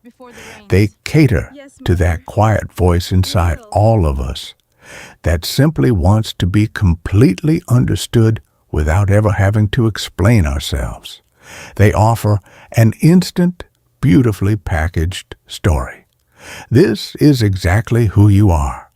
This is why you feel the way you do when the world gets too loud. This is why you struggle in crowds, why you succeed in silence, and why you never quite fit the traditional mold. And for those who carry the rare blood, there is an extra, profoundly comforting layer added to the narrative. Rarity itself becomes a source of deep comfort. To know that you belong to a small, globally scattered minority transforms the biological label into a quiet badge of honor. It tells a story that takes the random chaos of genetics and elevates it into a narrative of profound chosenness. You are not just uncommon, you are wonderfully, mysteriously special. You are a carrier of traits that the world might one day need. When we step back and look at these two contrasting cultures, the Eastern zodiac of red cells and the Western mythology of the ancient, sensitive outsider, we realize they are singing the exact same beautiful song. They are both profound testaments to the human desire to find patterns in the chaos. They reveal a universal longing to locate ourselves in a grander story, to feel that the very fluid keeping us alive connects us to a deeper, hidden truth. In the quiet of the night, it is very easy to gently dismiss these deeply held beliefs as mere superstition or comforting illusions. But if you look just a little closer beneath the sensational headlines and the softly printed personality charts, you will find something breathtakingly human. You will find the timeless urge to take the messy, beautifully unpredictable complexity of a living, breathing person and gently place it into a recognizable frame. It is a way of holding each other a little closer in the dark, a way of saying, I see you and I understand the invisible blueprint of your soul. Look at our home. These delicate So stories, woven with such profound hope and quiet imagination, transform our biology into a comforting shared poetry. They act as gentle lighthouses, safely guiding our wandering hearts through the vast, overwhelming, and often deeply confusing ocean of life. We build these sanctuaries of identity to feel safe. We use the language of our veins to map our very existence. We find profound connection and peace. Yet, while we weave myths and personalities around these microscopic markers, in the quiet, sterile corridors of modern hospitals, this rare blood holds a tangible, undeniable power that has nothing to do with folklore. Yet, while we weave myths and personalities around these microscopic markers, in the quiet, sterile corridors of modern hospitals, this rare blood holds a tangible, undeniable power that has nothing to do with folklore. Fast forward from the freezing river valleys of the Ice Age and the hushed, glowing screens of online forums to something entirely modern and profoundly grounded. Picture the softly lit hallways of a medical center deep into the night. It is 3 a.m. The world outside is deeply asleep, resting under a thick blanket of darkness. But inside, there is a steady, reassuring rhythm. A silent, urgent ballet of altruism unfolds under the gentle fluorescent lights. When an unexpected medical need arrives at the doors, the clinicians do not have the luxury of time to read a patient's complete genetic history. The clock ticks in soft, measured seconds. Before anyone knows the patient's name, their ancestral background, or their beautifully complex life story, the medical team needs to know one singular, absolutely vital detail. What kind of restorative fluid can safely flow into their veins without causing an immunological misunderstanding? In these critical, fragile moments, the rare blood steps entirely out of the shadows of ancient myth and becomes the ultimate medical lifeline. The monitors cast a faint, rhythmic glow against the pristine walls, tracking the steady return of stability as the life-sustaining fluid quietly does its vital work. It is an environment built on absolute trust and the deepest respect for the fragility of the human form. In the high-speed triage logic of modern medicine, one specific variation of this rare blood, known to science as type O negative, is as close as we get to a universal key. If you were to walk into the quiet, temperature-controlled sanctuary of a hospital blood bank, you would find one specific shelf treated with quiet reverence. It holds the emergency supply. The medical staff tracks these specific units with meticulous care, knowing they are the absolute fail-safe. They hesitate to use these precious units unless they absolutely have to, preserving them for the moments when time simply does not allow for cross-matching. The reason for this profound reverence lies in the elegant simplicity of the cells themselves. Human biology is incredibly complex, with dozens of tiny microscopic markers sitting on the surface of our red cells, acting like tiny identification flags indicating who we are. But the O-negative cell is beautifully stripped down to the absolute bare minimum. It carries no A markers, no B markers, and crucially, it completely lacks the ancient rhesus protein. To the vigilant guardians of almost any human immune system in the world, this specific blood cell looks like the least threatening presence imaginable. Because it carries no foreign flags to sound the alarm, it can safely slip past the body's magnificent cellular guardians, offering immediate, life-sustaining oxygen without triggering a dangerous cellular rejection. It is a masterpiece of biological neutrality, an ancient cellular design that perfectly meets the most urgent needs of modern medicine. But the beautiful simplicity of the universal donor concept comes with a quiet, persistent, mathematical burden. The extreme genetic rarity that makes this blood historically fascinating also makes it incredibly difficult to manage on a global scale. Picture a vast, sprawling city where only a tiny fraction of the population speaks a very rare, ancient language. Now, consider that in times of sudden medical need, that rare language is the absolute only one that every single person in the city can safely understand without hesitation. You would naturally want an abundance of these vital translators quietly waiting in the wings, available at all times. But in the real world of blood banks, those invaluable translators are perpetually in short supply.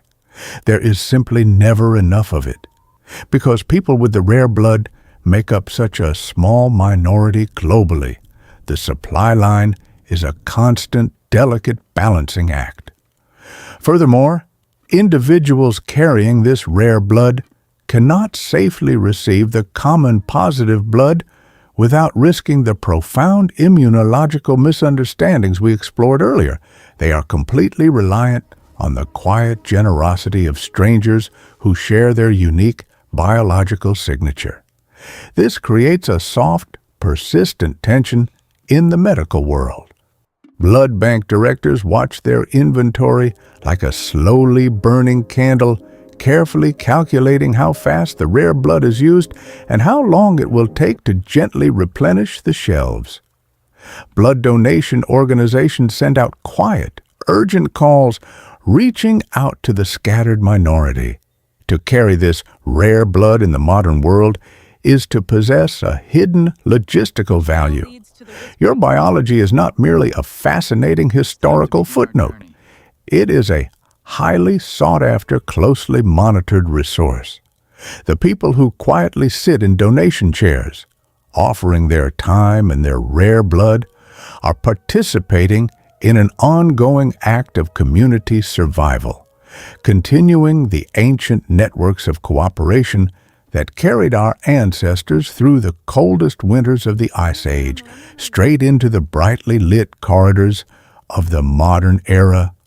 Beyond the immediate life-saving mathematics of the emergency room, the scientific community continues to gently probe the broader implications of carrying this rare blood. For much of the 20th century, the medical focus was almost entirely on the delicate mechanics of pregnancy and the logistical puzzles of transfusion. But as the tools of observation grew more sophisticated and data accumulated in the quiet hum of modern computers, scientists began noticing subtle, fascinating patterns hidden within the numbers. They observed faint statistical echoes, suggesting that the presence or absence of these microscopic proteins might subtly influence the body's ongoing dialogue with the surrounding environment. When the modern world was suddenly swept by new, unfamiliar respiratory viruses, scientists naturally looked to the blood for answers. The data, sifted from quiet, anonymous records, suggested a delicate, nuanced picture. It appeared that individuals carrying the rare blood might possess a very slight, modest reduction in their susceptibility to certain airborne infections. It is absolutely not a magical force field or a perfect immunity. It is merely a gentle tilt in the biological odds, a fractional shift in how the immune system greets a microscopic intruder. While these subtle variations might seem incredibly minor to an individual going about their day, from the vast, sweeping perspective of human epidemiology, they are profoundly beautiful. A tiny advantage, multiplied over millions of people and thousands of generations, can softly shape the arc of human history. It is a quiet reminder that our bodies are still actively participating in the ancient, ongoing dance of adaptation. Every single day, the invisible proteins in our veins are gently negotiating our survival with the natural world.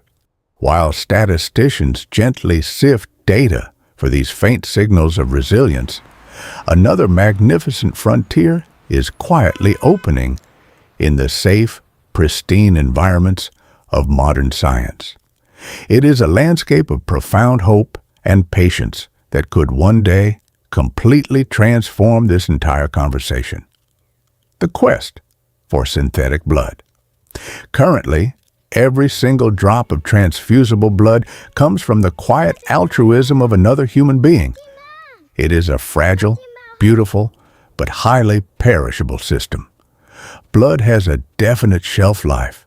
It must be kept perfectly chilled, and it cannot be stockpiled indefinitely. This creates natural vulnerabilities in the medical supply chain. So, visionary researchers have been working patiently on elegant alternatives. Visualize stepping into a bright, impeccably clean laboratory where the future of medicine is being carefully grown. Inside softly humming stainless steel bioreactors, scientists are taking flexible, primitive stem cells and gently coaxing them to mature into perfect red blood cells. They are learning to engineer a truly universal cell, completely stripped of any surface antigens that might trigger an immune response. It is a slow, methodical process of guiding nature, completely free from the tension of the medical center. If this quiet, futuristic endeavor succeeds, if lab-grown blood becomes a routine reality in the hospitals of tomorrow, the heavy burden of scarcity will softly evaporate. The constant, quiet panic of a depleting shelf would become a beautiful thing of the past. We would move from an era of careful rationing to an era of absolute abundance, completely redefining the way we support the fragile human body in times of need. Yet, even in this brilliant synthetic future, the story of the rare blood does not end. Because to build these universal cells, scientists must use the existing rare blood as their fundamental template. The beautifully stripped-down biological profile of the O-negative cell provides the perfect map for engineering the safe, invisible cells of tomorrow. The genetic anomaly that once caused such profound sorrow in the ancient world is now providing the exact blueprint for one of the greatest medical advancements of the future. It is a magnificent, poetic closing of a deeply historical circle. The true superpower of this blood is simply its extraordinary usefulness to the continuation of human life. It is the essential role it plays in quiet hospital rooms, in the steady, rhythmic hum of medical centrifuges, and in the bright, hopeful laboratories where scientists are patiently learning to map the future of healing. The rare blood is a magnificent living bridge between the ancient survival of our distant ancestors and the cutting-edge medicine of the present era. It beautifully proves that a tiny, invisible absence on the surface of a single cell can echo powerfully through the millennia, shaping human destiny in ways we are still trying to fully comprehend and appreciate. The mystery began long before hospitals existed, but in modern medicine, it has found a truly noble purpose.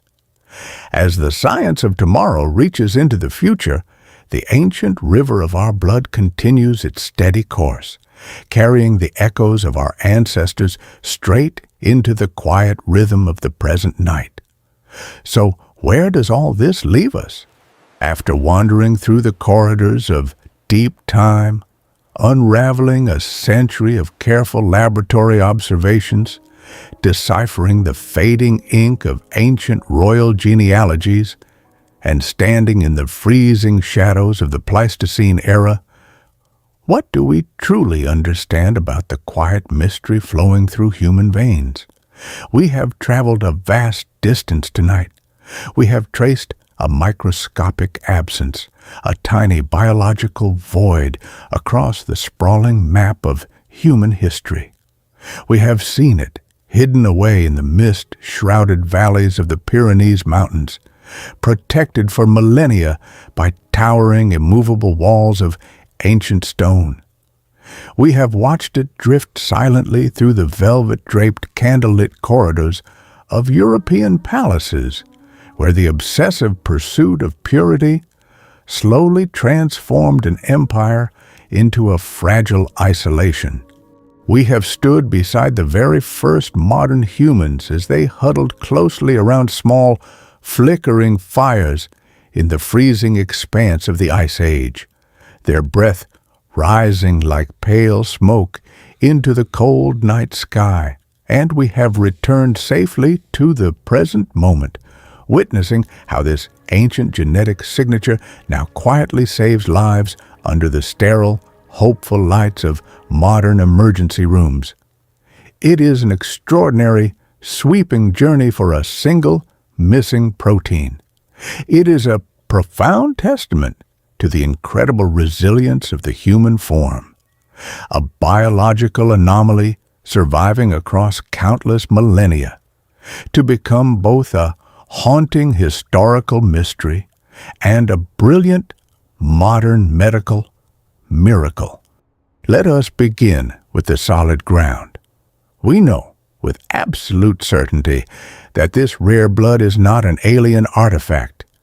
It is not the lingering proof of an underground civilization, nor is it a mystical legacy dropped from distant star systems. In the quiet language of genetics, we can see exactly what it is. It is simply a missing protein on the surface of a red blood cell, a microscopic deletion, a beautifully quiet edit in the continuous manuscript of human DNA. But we also know that this blunt description hides a much deeper, poetic reality. While we know exactly what it is, we still do not fully comprehend why it spread the way it did. We do not know why it chose to cluster so magnificently in specific, isolated populations.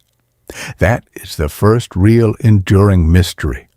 Why do the remote mountain valleys of Europe hold on to this ancient signature with such fierce abundance, while vast continents across the globe barely register its presence? We have highly educated theories. We can talk about genetic drift magnifying traits in ancient communities. We can whisper about forgotten environmental pressures or ancient illnesses that might have made this rare blood a quiet shield. But the key word in all these conversations remains a beautifully persistent maybe.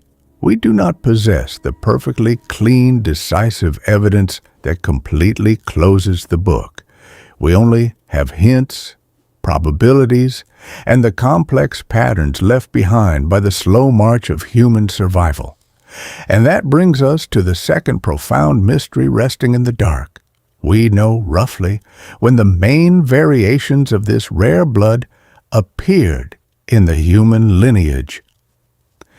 The slow clocks of genetics suggest that these mutations are relatively recent on the evolutionary scale, emerging tens of thousands of years ago.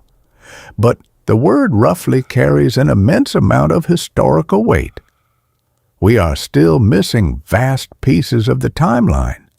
We only possess fragmented snapshots of the ancient world, not a continuous film. We cannot scroll backward to witness the birth of the first child who carried this invisible difference. Then we face the third and most intimately human mystery. We still do not know the complete symphony of consequences that accompany this rare blood in the daily life of the human body. For generations, people have quietly shared their personal anecdotes. They whisper that their bodies react differently to the cold, or that they possess a delicate sensitivity to certain medications. They wonder if their blood makes them more intuitive, or more deeply connected to the invisible currents of the world. Science has yet to find the absolute proof to validate these claims, as it requires immense numbers to detect subtle effects, and this blood is rare. So we are left existing in a beautiful twilight space, suspended between the solid facts we can measure and the unexplored shadows we can only feel. It is in this quietly illuminated space that the human imagination truly awakens. This rare blood sits at a magnificent intersection of reality and wonder. It shows up on clinical charts, yet it is historically entangled with deeply romantic myths of pure lineages and isolated mountain sanctuaries. If you carry this rare blood, you likely learned it in a sterile room, realizing your body operates on slightly different rules. That realization carves a deep emotional groove. It makes you wonder if every quiet sense of being an outsider is somehow written into the fluid that keeps you alive. Are those feelings the result of the blood, or are they simply the universal, deeply human tendency to weave meaning out of our biology? When we are truly honest, we must embrace the balance between the two. We must hold on to the genuine mystery, the profound realization that human biology still holds beautifully unasked questions. It is fascinating that a blood factor capable of making early life so complex was not completely smoothed away by evolution. But at the exact same moment, we must gracefully acknowledge that a single missing protein cannot be the absolute magical explanation for everything that makes a person beautifully unique. Because in the end, Rh negative is just one note in a vast genetic symphony. Your blood type is only a tiny microscopic fraction of the magnificent tapestry that makes you who you are. You carry within your cells millions of genetic variations, an invisible library containing the memories of ancient bottlenecks, massive migrations, and desperate survivals stretching back through the icy ages. Your resilient immune system, your